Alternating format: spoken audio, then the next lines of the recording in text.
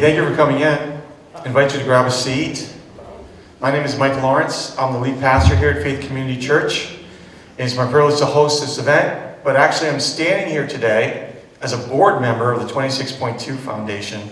I'm coordinating the due diligence team. We're doing work on the land in preparation for the build and to evaluate it. You may ask the question, how did a pastor get involved in the 26.2 Foundation? Well, I don't run fast and I don't run far, so it's not because of marathons. It's because if you've ever been in the vicinity of Tim Kilduff and you've heard him talk about the sport of running, then you feel the enthusiasm that comes from him. Tim was the first person who truly inspired me with his passion about the power of the human spirit in conquering obstacles, the courage of the human spirit in pushing through, and even the innovation of the spirit of humanity. And it's illustrated in running. You're going to hear Tim's passion, and maybe by the end, you'll be on the 26.2 Foundation too. It's an exciting ride. It's my privilege to welcome Tim Kilduff to the platform.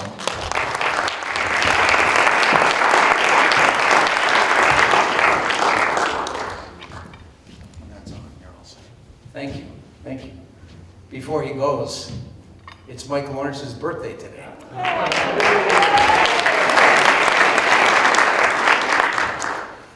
Well, thank you for being here.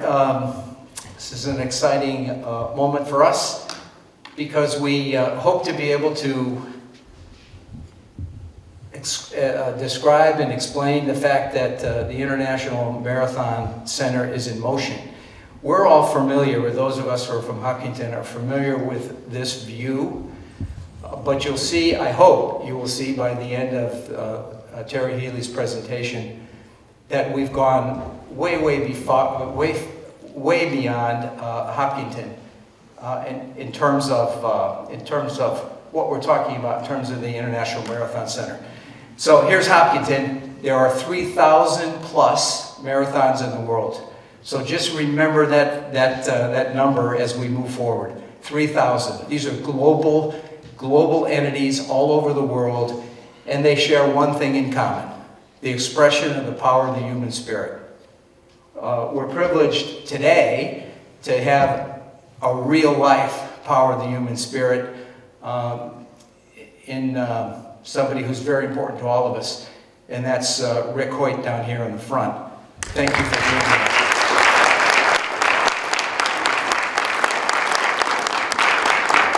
As we began to pursue this vision, we also came to the realization that there's more to the marathon than running 26.2 miles.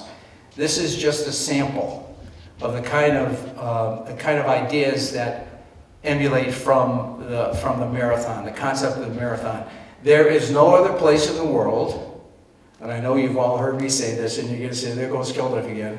There is no other place in the world that has a focus on the marathon run than the vision that we're going to create here in Hopkinton. But just take a second and look at some of those words that come to mind when we start talking about the marathon. Persistence, obviously, passion, sure, sportsmanship, but civics is on the board. The reason we have civics on the board is because about 2,500 in 3 years ago, there was something called the Battle of Marathon in Marathon, Greece. That was the period in time when the concept of democracy was just beginning to develop. The argument goes that if the Persians had beaten back or had overtaken Athens at that point, the concept of democracy would have at least been put off hundreds of years and maybe not developed at all.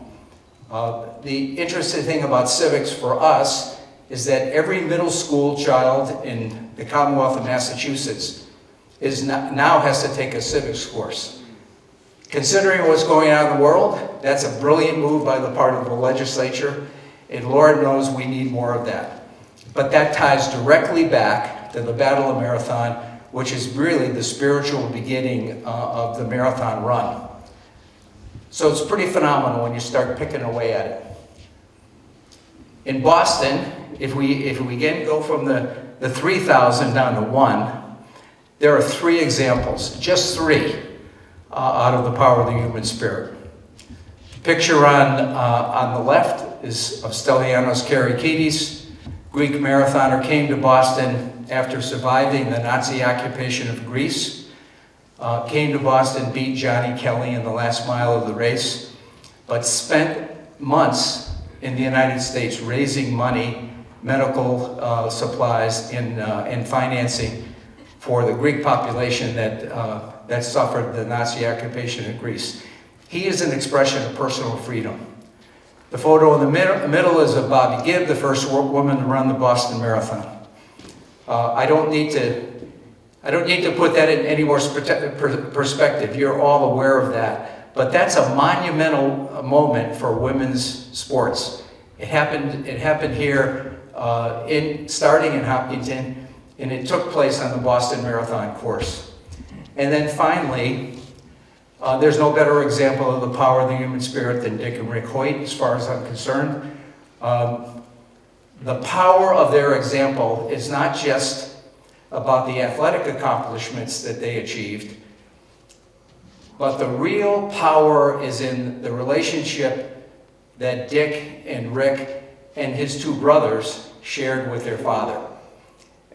It's that bond that really motivates all of us to take this concept of running 26.2 miles far beyond that, far beyond the athletic competition. So the International Marathon Center is our vision is to build it right up the street, 19 acres. We worked with the town on that.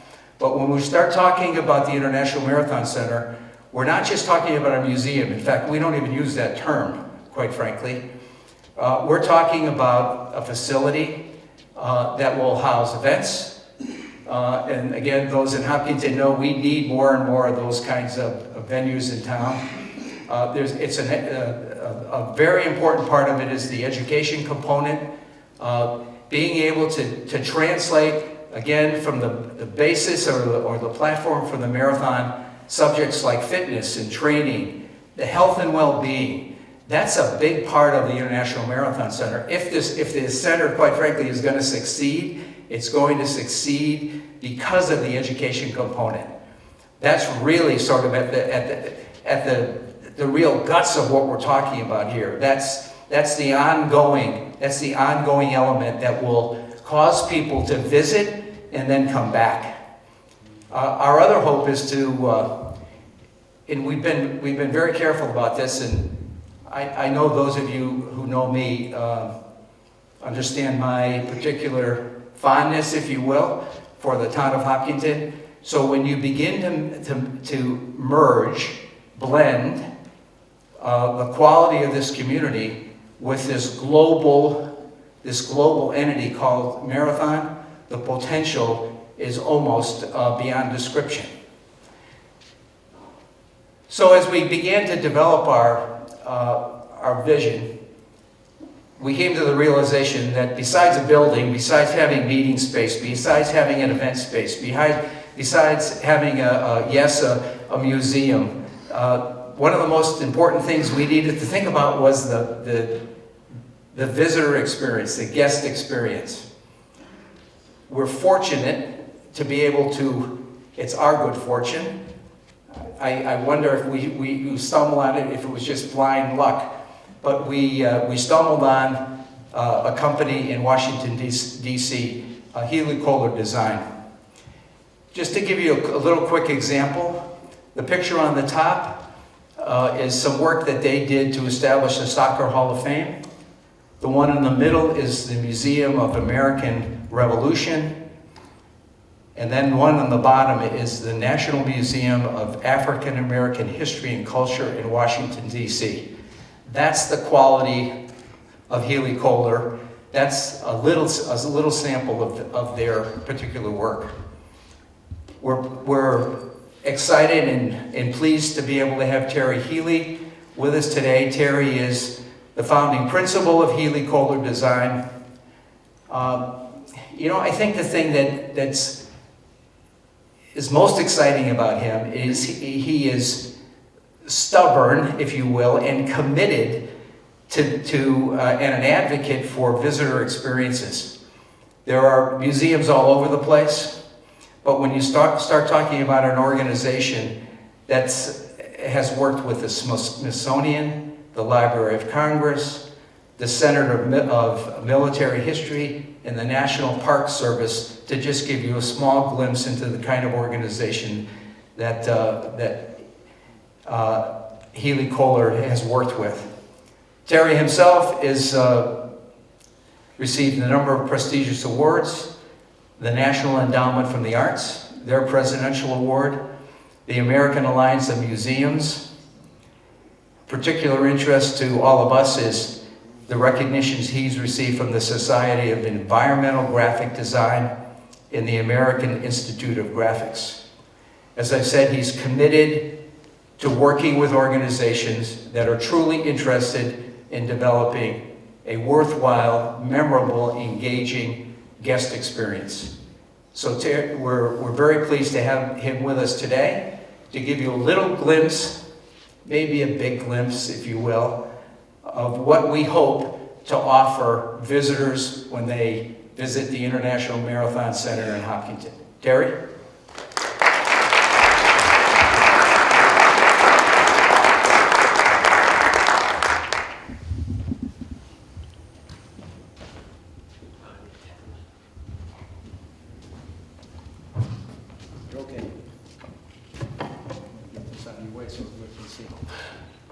Thanks, Tim. That was wonderful. I should have you come to all my meetings for the introduction. So, yeah, the clicker. So I'm Terry Healy from Healy Kohler Design. It was a great introduction. I'm glad that all of you are here. All heckling, we're going to keep till the end of the presentation, just so we can get through this. And they say that I have 20 minutes. But we will see how long that takes.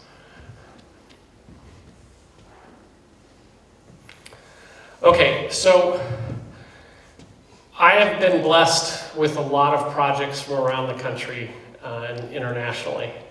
And this one really excited me because I was a marathoner and I am still a runner. So it is very few times that I get emotionally connected to the storyline and so forth.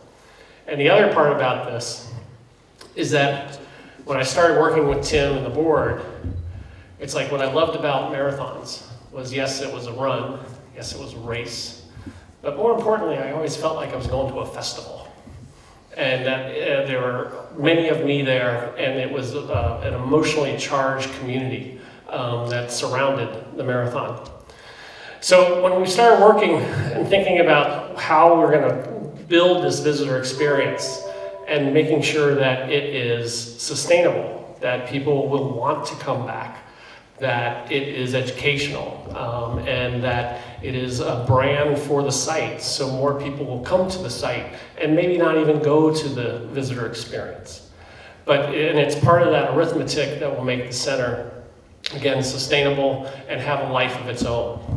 So when we talk about museum experiences, I'm sure, we have 60 people in the room, and I have 60 different definitions of what a museum is. We look at the history. The history is the Battle of Marathon, the connection to Greece, that connection to democracy. We then start looking at that, and with Greece, we move into the modern Olympics. And from the modern Olympics, we move to Boston and Hopkinton. And with that, we then have that enhancement of runners. It was in 1908, it was in 1972, where it was that expansion of marathon running. And then we get into inclusive groups coming in, a lot of it based on Title IX. So that's in the 70s and 80s, and then running for a cause. And more importantly, for right now, just the large international, the 3,000 marathons around the world that bring us all together. So that would be a very interesting visitor experience. But what we want to talk about is themes that actually can work with that visitor experience. So the human spirit, health and well-being, why do we run? The marathon itself, to get that across. But most importantly, what I like and what I feel like I brought to the table was that culture around the marathon. And then we have science and technology, that innovation of shoes. Let's just go straight to what we all think of when we're running marathons. And most importantly, the Hall of Excellence. A hall that's not a Hall of Fame, but it's a hall that hold people that inspire us to continue to run. So with the human spirit, what's important is that there is democracy, but most importantly, when you're a runner, you decide to be a runner, and it's the freedom to run, and it's that freedom of movement. We want to get that across. Bring in the democracy, and then also bring in that whole idea of sense of community that goes around it, that celebration, the charity, the cause, and the expansion.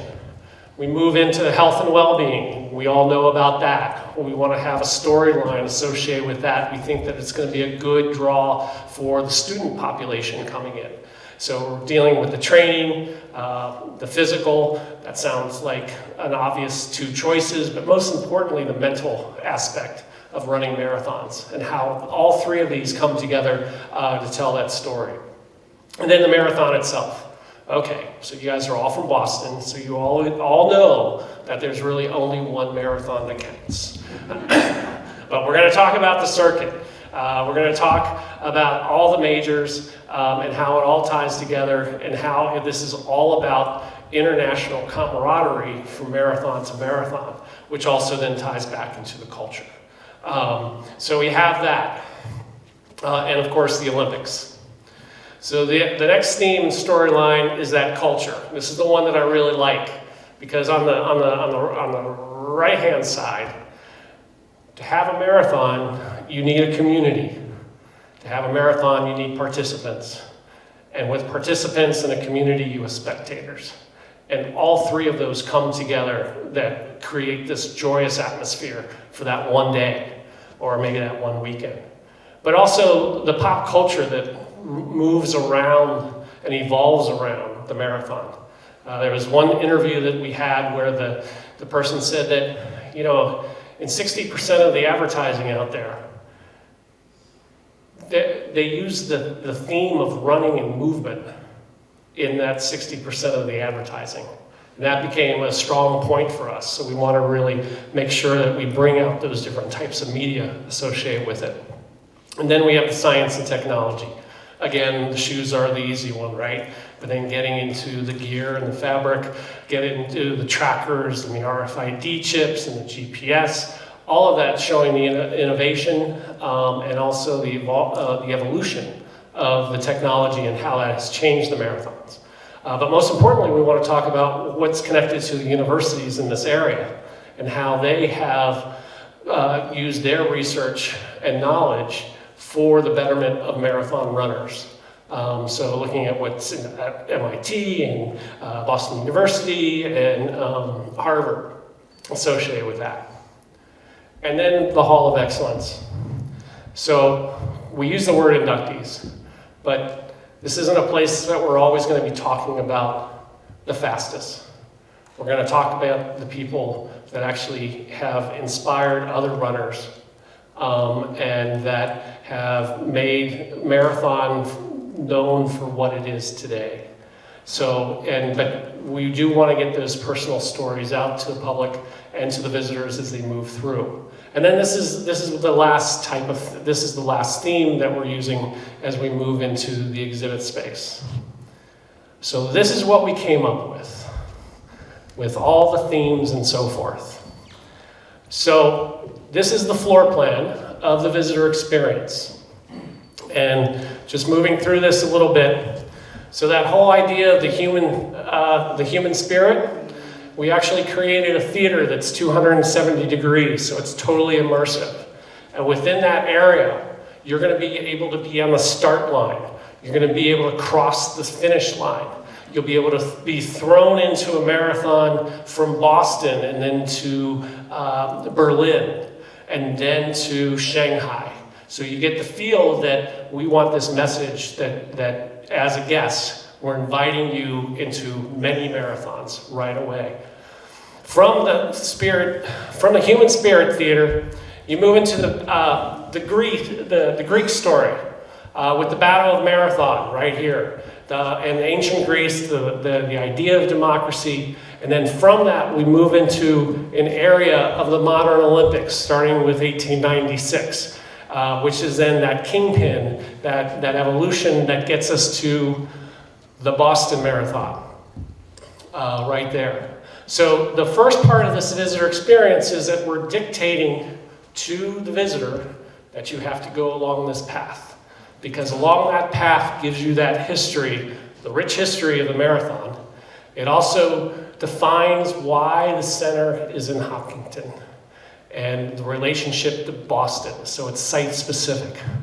But the best part about this visitor experience is at the start line. And at the start line, you actually walk into the marathon gallery. And just to let you know, there's blacktop in the marathon gallery. And from the marathon gallery, you then have access up into the top part, which is the marathon culture. So all of this is open. And what happens is that when you're in this space, over on the right-hand side, left-hand side, right-hand side, you have a large glass, a wall of glass. So you have that vista outside.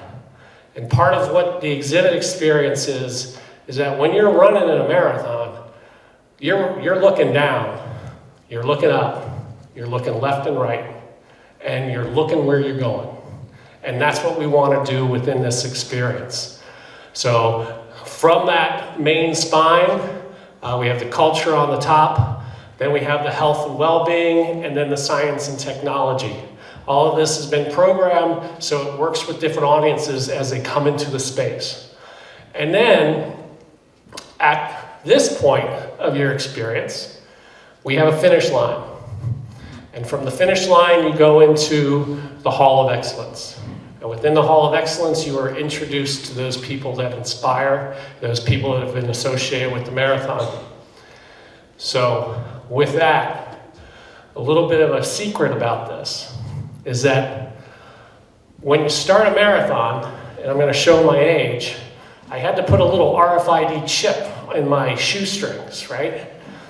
So when you start at the start line, you actually have a bank of computers and you register your name, a little bit about you, age, have you run marathons before, which ones, that kind of stuff. But you register, you get an RFID chip, and as you move through the experience, where you visit Tokyo, which has an interactive screen, London, Chicago, you can personalize your own visit, and you can build your own marathon. You're asked to design a route. You are asked to design a logo.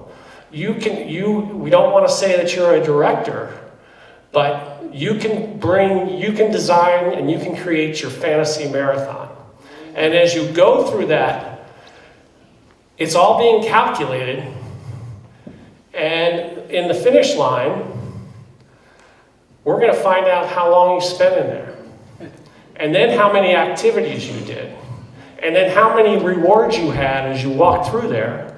All of that's going to be calculated, and you're going to have your finish time for your marathon in Hopkinton. And all of this isn't about the history of the marathon.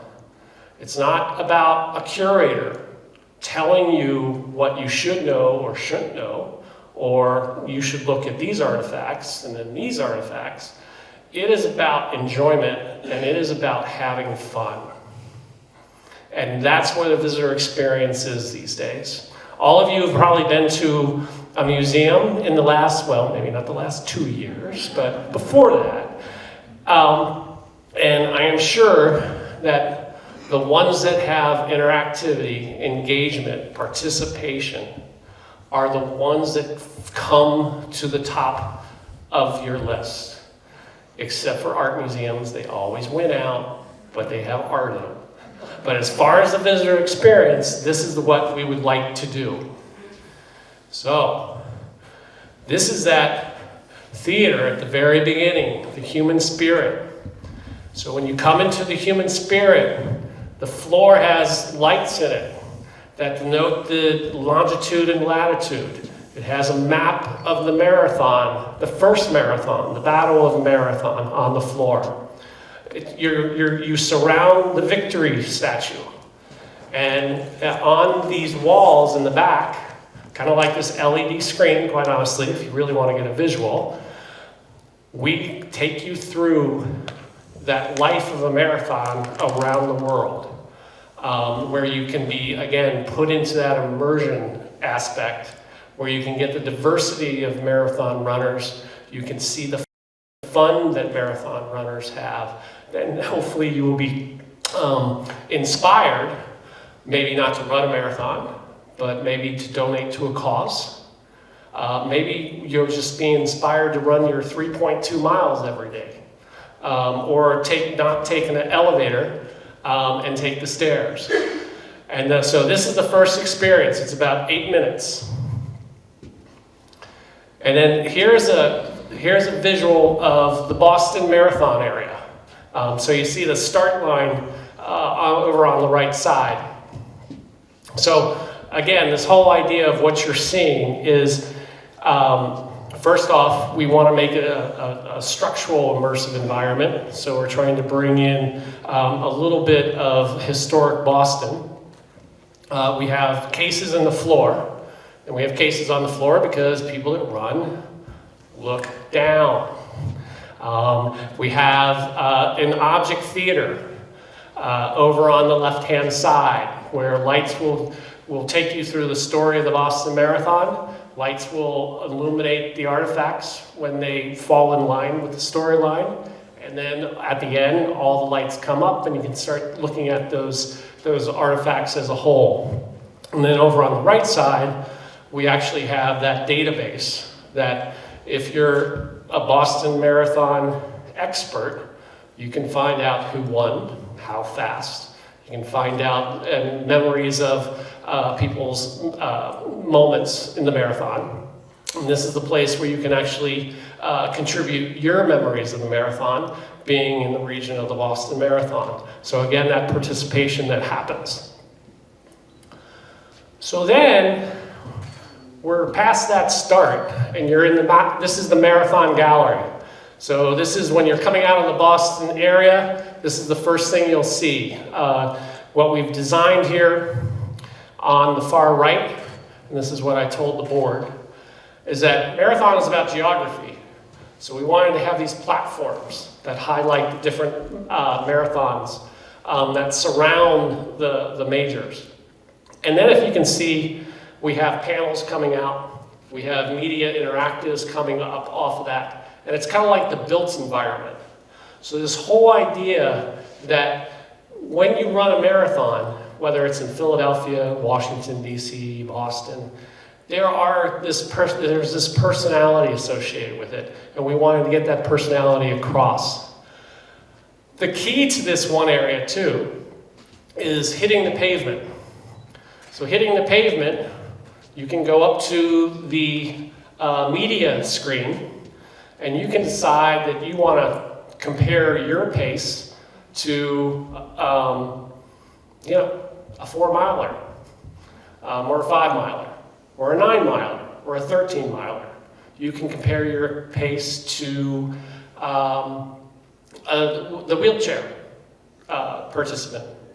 You can compare yourself to ages. You can decide what you want to compare with to see, and then you have this 40-foot screen that have shadows, so you can find out how you do compare to a 5-mile pace mile. And all of this, at this point, is now recorded on your RFID chip. So you can take it home. And most importantly, you can compare your pace with the 5-miler, and that's all being recorded. The other part about this, and this is why it's an open area, is that you're starting to see these large cases. We call those open storage type cases. So there's going to be cases that have all the t-shirts that we've all saved, right? Yeah. And we're going to have the cases of those costumes that those weird people actually wear. We have a case on bibs.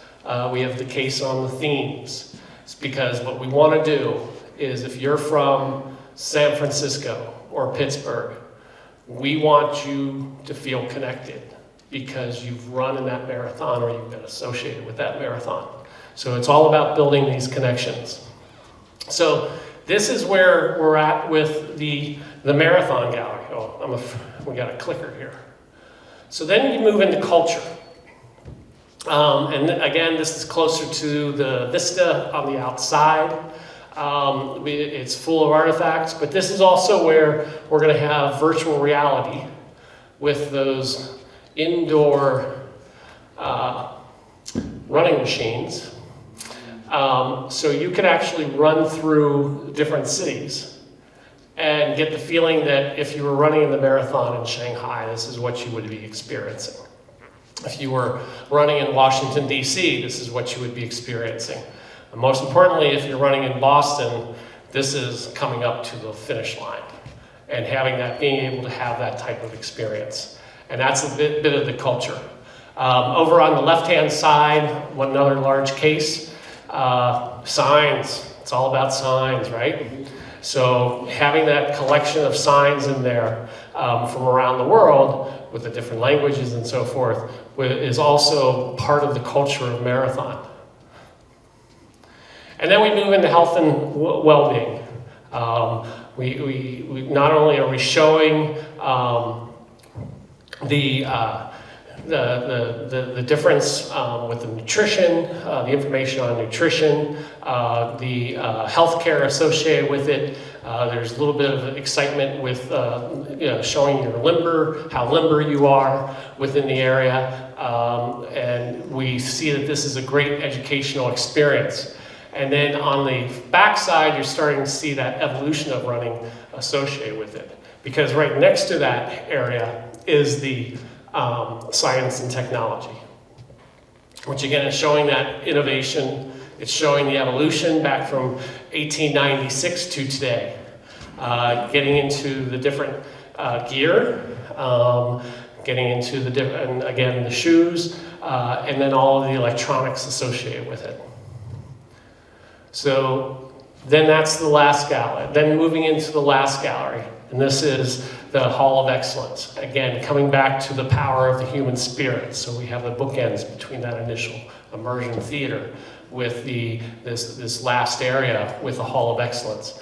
This is a place where you can get a lot of information about individuals and how they inspired people, how they ran marathons, how they made a difference, how the Frank Shorter of the world, that because of that popularity, how much of it expanded. This is those types of stories. And it's in the center is a large tabletop that you can actually work with 8 to 10 different people. And you can bring up those stories and those individuals, and then those are projected up onto the wall, so the whole room, the people in the room, can actually see what you're kind of looking at, but those stories become much more of a common storyline. And how this all kind of works is that with the table, it becomes a very social experience.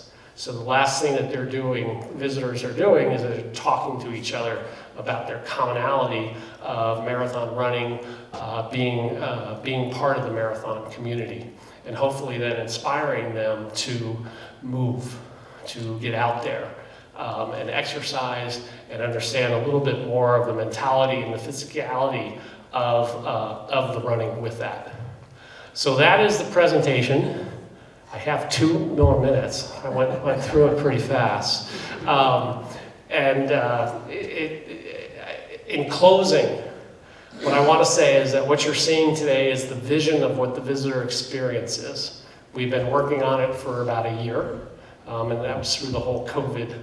A lot of virtual phone calls, and from there we move into development.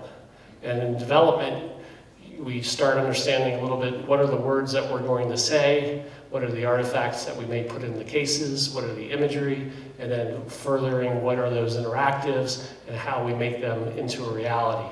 And then after that second stage, we move into the third, and that's the implementation. Getting it built and getting it open. And that I will conclude. So you are here at the very beginning of the creative process. And it's a process that will probably take at least 18 more months to get to the implementation. Thank you.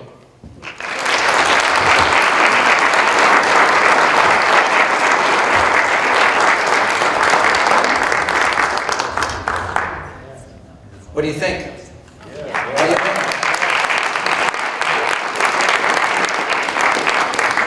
And when Terry first presented this good work to us, I must admit to being taken back.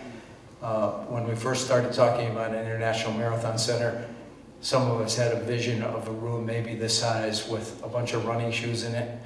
But as we began to immerse ourselves into the power and the breadth and the scope of the marathon, this is where Terry took us. Be happy to answer any questions. Both of us are available, and we'll get to it. I just want, before I forget, outside there are artist renderings of the 19 acres. Thanks to the person who we in this community can always call on for good work, Scott Richardson at GRL Architects. This presentation will affect the final drawings. And there's a lot of positioning. We started the due diligence process. We'll have somebody on the property soon doing borings and making sure we can put the building in this size and scope on that particular property. But both Terry and I'd be happy to answer any questions that you have. There was one here. Go ahead. Where is you said it's going to be blacktop? Is it all blacktop or just in certain parts of the museum? Oh, that was just in the marathon area. Just in America? Yeah, where the hit the pavement, where the hit the pavement activity was. Yes. Yes. Thank you for your presentation. Thank you. I was a little bit curious about the RFID technology and it being used. I have read some places where it can interfere with pacemakers and other things. So for people who may have one, that may be a concern, but is it something you have to take with you? What if you don't want to? Oh, no, you can opt out. Okay. It's what we would call a value-added experience. Now, most people will probably not, but you can definitely opt out. And there's no difference between, well, there is a difference, it's value-added, but you don't have a lesser visitor experience because you don't do it. I know Tim said maybe this isn't really a museum, it's a center, and maybe it's a combination of both or whatnot, but I was curious about people who may be blind. Like if you go to the Museum of Fine Arts, you can put on a headset and go through it and hear all about what's there. Is there going to be anything to accommodate people who may be blind and may want to go through the center? Oh, you bet. Yeah, so it'll be an audio description with what you just said. Those seem to be the best route for that. And then all the media will have closed captioning associated with that too. Right. So we really do pay attention to that. And I apologize, back to the chips. Is that something that once you leave the museum, it's turned off? Or does it continue to track you when you leave it?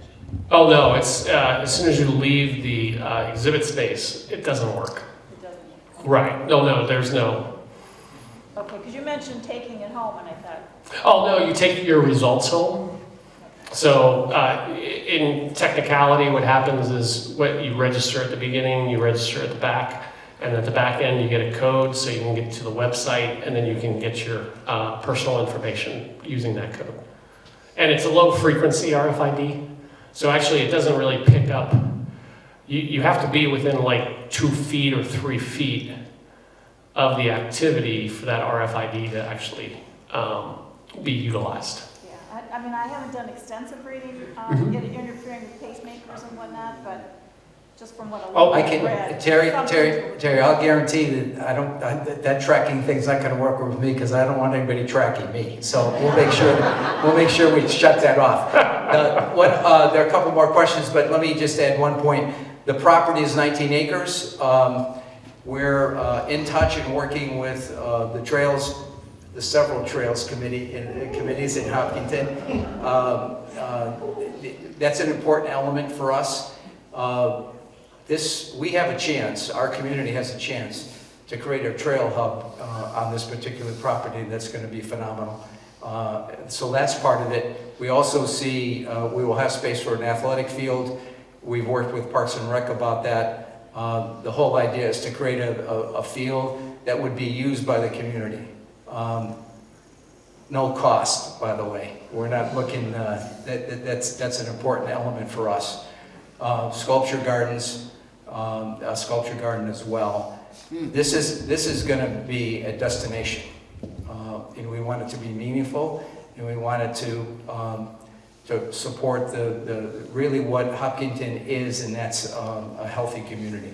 There was Darlene. This is actually really cool, and I think remembering as a kid, some of the best field trips to museums were things where you actually got to touch stuff and interact.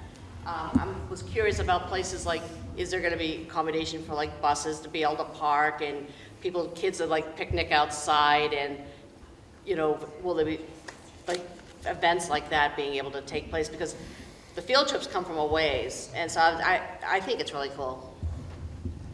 Short answer is yes. Part of the RFP response process, we wove a lot of that in, community use, open space, all of that sort of thing that's going to be, I think, of a real asset for the community.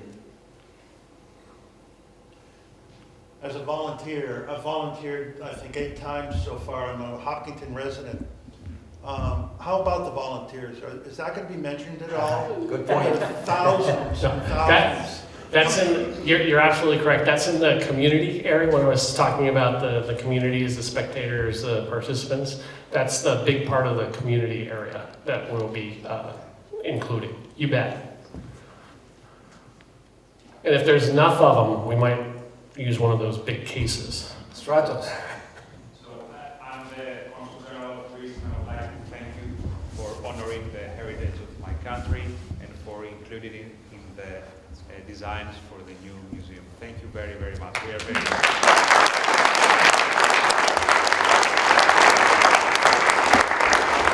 Any other questions?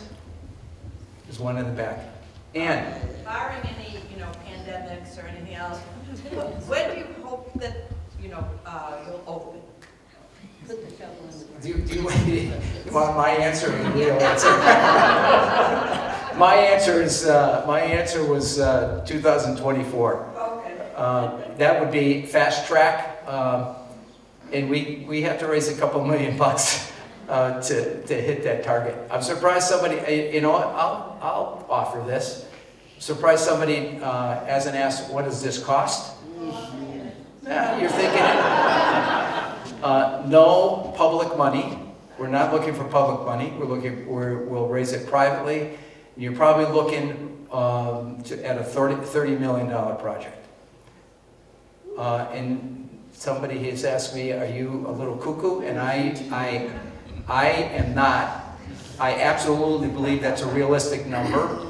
The funding for this is not going to come, would love it to come from all of you, but it's unlikely to come from Hopkinton. It's going to be from outside resources. And people immediately say, well, what about the shoe companies? You can see from this presentation that technology companies, pharmaceutical companies, and others are going to be interested in this project. So when do we start that? We're pulling together the outreach material now, and we'll begin to start talking to potential funders this spring.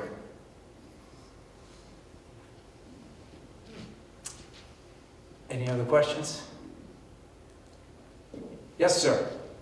Me? All right. First of all, I think it's spectacular. I think it's awesome for the community. Pumped to have it. Maybe I missed it, but I didn't see. Where was the meeting space on there? Or if you didn't get to it, can you talk a little bit? Good question. What you just saw was the visitor experience. In addition to that space, classroom materials, there'll be retail space, event space. That's in addition to, this is, if you talk about a phase or a section, this is the visitor experience, and all those others, you'll see it on Scott Richardson's work on the way out. That's included there. This is, you said, privately funded, but do the people of Hopkinton are they going to be allowed any input on the design and the things that are going into the center? There is a rigorous, I think it's fair to say rigorous, process through the Planning Board, Conservation Commission. We're going to begin to start informal conversations with them, but absolutely. The short answer is yes. Absolutely imperative. In terms of the design and shape of the building, that's again a process and a review process, but we're going to leave the leadership on that into Scott Richardson's hands. Thanks, Scott. Anybody else? Anybody else? We are, thank you's not enough, but this is really our first venture. We felt it important for the community to see this, for the community to see the visitor experience. So thank you for taking the time. For those of you who are interested, we're going to reconvene. If you'd like to continue the conversation down at Startline, it's that little company down on Hayden Row, who, by the way, is a sponsor and a supporter of the foundation, as is the Hopkinton Chamber of Commerce. Christine Morrissey, the president, is here, and there are others. So we're appreciative of your interest. We're appreciative of your support, and we'll keep you posted. So thank you.